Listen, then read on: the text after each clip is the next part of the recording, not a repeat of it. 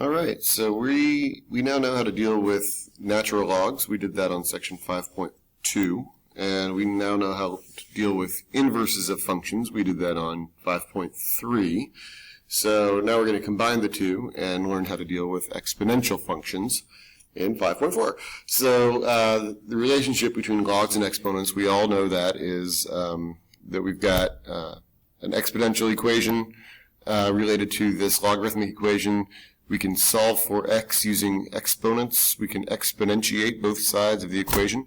And if we take b raised to the y and b raised to the log base b of x, we end up with x on the right side of the equation and b to the y on the left side of the equation. And yes, I switched my lefts and rights. But anyway, as long as we know how to deal with logs, we can deal with exponents. Remember that in calculus, we don't normally concern ourselves with anything except for the natural log. That's our natural choice for a base. So almost always we're going to be dealing with e as our base. So that's the focus of today's discussion. So if y equals the natural log of x, then x equals e raised to the y. All right, so we're going to do some review here.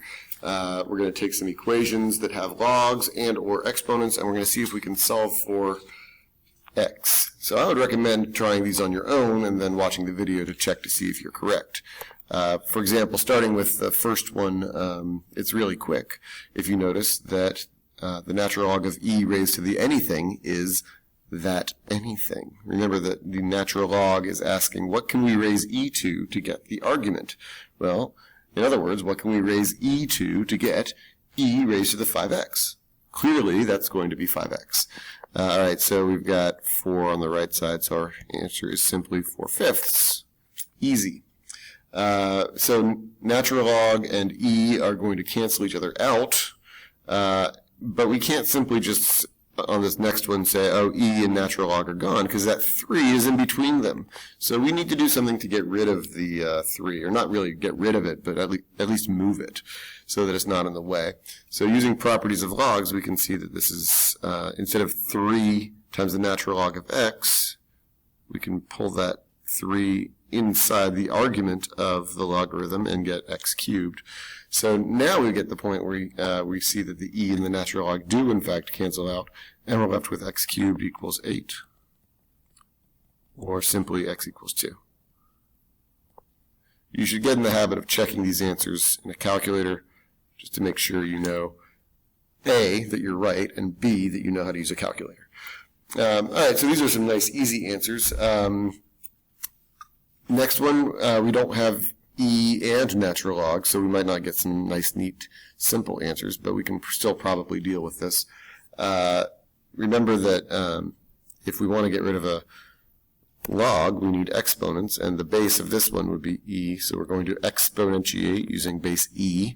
That's going to give us 6x equals e to the 14. For x, we just divide both sides by 6, and we get e to the 14th divided by 6.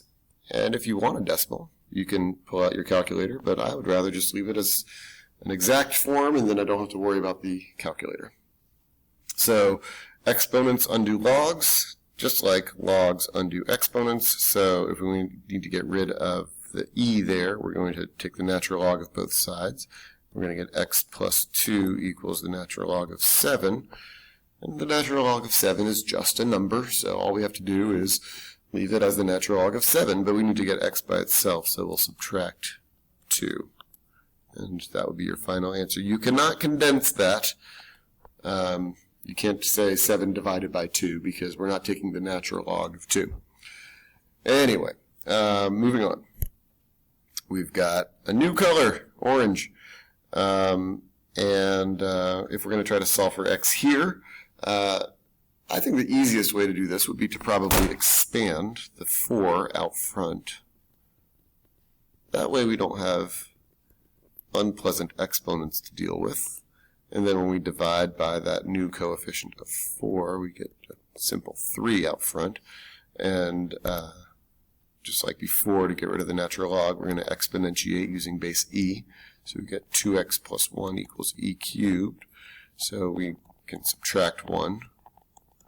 and divide by 2, and we get e cubed minus 1 all over 2 as our final answer. And last but not least, we've got an exponential equation here, but don't take the natural log yet because we've got that coefficient of 10 that we have to get rid of first. You don't want to take the log of both sides until the exponential expression is isolated. Now that it is isolated, we can take the natural log of both sides, and we'll end up with 3x on the left side and the natural log of 1/5 on the right side. And then we can say x equals the natural log of 1/5 divided by 3. A lot of times we like to avoid fractions if we can, so think about why it's true that negative natural log of 5 is the same thing as the natural log of 1/5. That shouldn't be too hard to prove. So either one of these answers is correct, and you should be able to go between the two of them.